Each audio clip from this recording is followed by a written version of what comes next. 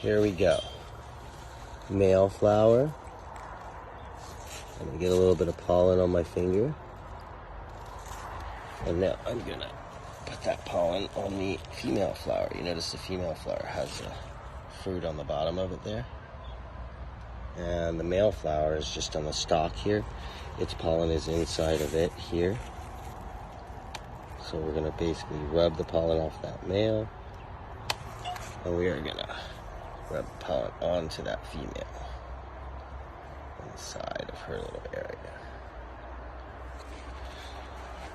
Ta-da.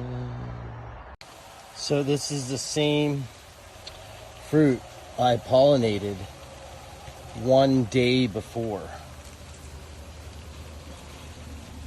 Look at the size growth compared to what it was once it's pollinated. The flower dies and now the fruit moves on. We're going to take that off of there. This will cause too much energy for it, and then we'll watch this grow.